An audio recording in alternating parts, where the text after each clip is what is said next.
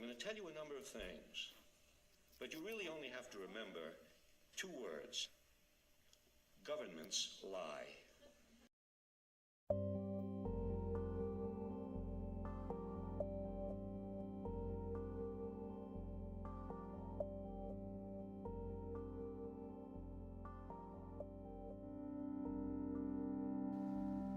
Government secrecy. We've seen this with Richard Nixon and more recently with Edward Snowden, but in the 24-hour news, this topic is especially prevalent in the FBI investigation of Donald Trump and his ties with Russia, especially if these ties played a role in the 2016 election. This can be seen in 1984 when the Ingsoc Party keeps many secrets from its civilians. These secrets can be physical objects. Quote, "It's all inter-party stuff. There's nothing those swine don't have. Nothing." Page 141. Julia is talking here, and she's complaining about how the inner party gets all of this coffee and real sugar as opposed to saccharine and victory coffee. Here's another piece of information. Quote, "And the Records Department, after all, was itself only a single branch of the Ministry of Truth, whose primary job was not to reconstruct the past, but to supply the citizens of Oceania with newspapers, films, textbooks, telescreen programs, plays, novels, with every conceivable kind of information." Page 42 to 3. What this means in my interpretation is that the government is giving the people just believable information that isn't necessarily true. Let's backtrack and take a look directly at the timeline of the investigation. Let's start at early 2017. It all starts with the Trump Tower meeting. Donald Trump Jr., Paul Manafort, and Jared Kushner met with the lawyer deeply involved with the Russian government. This meeting was supposedly to get information about Hillary Clinton before the election. It was said that this information would be detrimental to her chances at winning. A quote from Ari Shapiro of NPR News: "Donald Trump Jr. may have introduced his father to the Russians he hosted at Trump Tower during the presidential campaign." Robert Mueller, in May of 2017, was appointed to lead the Russia investigation by the Department of Justice.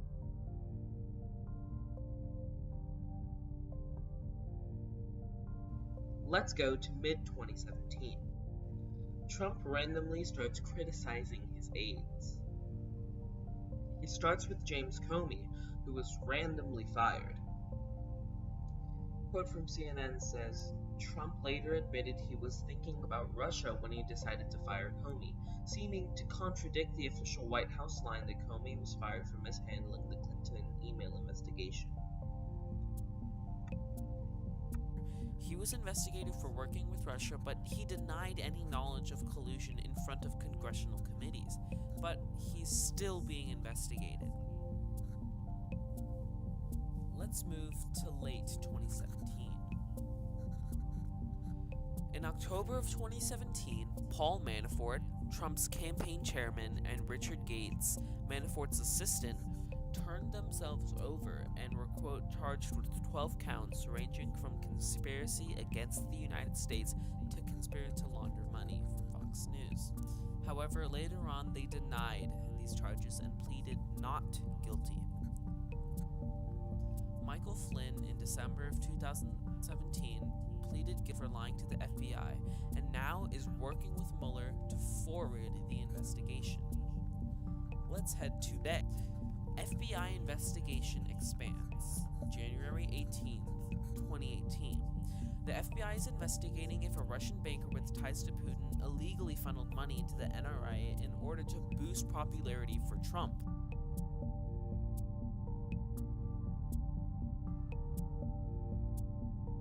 The end might be near. January 20th, 2018.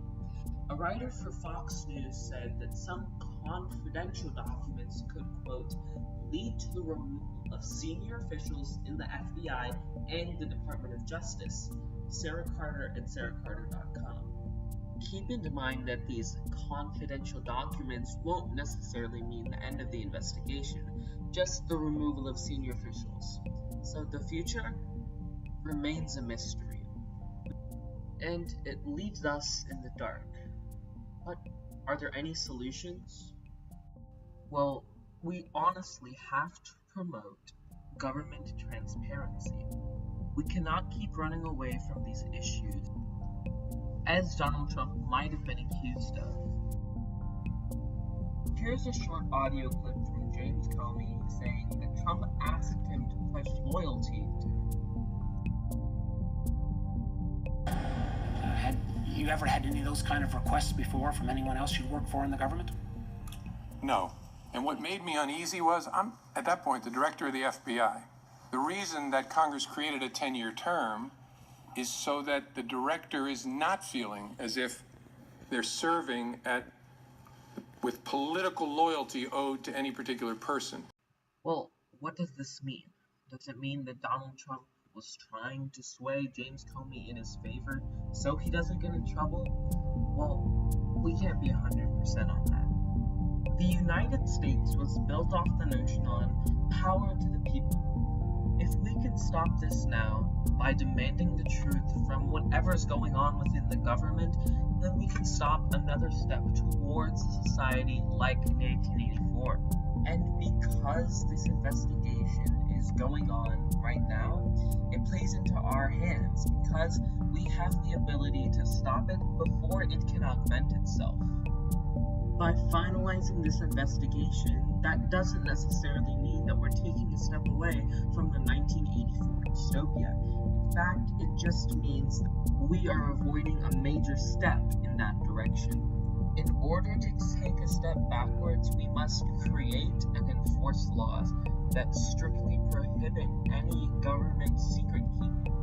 Now, obviously, it's illegal for a government to keep secrets, but if that was true, then this wouldn't be happening. It's key that we enforce these laws. It's important that the FBI is assertive when they're doing their job, because right now, they're just slowly peeling the layers and layers back. We need to make sure that we get to the bottom of this as fast as we can. If we continue in a world like this, then we'll get to a point where the government can keep anything it wants from us, like physical objects such as coffee and sugar, and just give us fake and fabricated news articles and plays and literature. We cannot make government secrecy the norm. As citizens of the United States, it's important that we exercise our First Amendment right and speak against the government and demand the truth of what's actually happening, so we can avoid the step towards a society like 1984.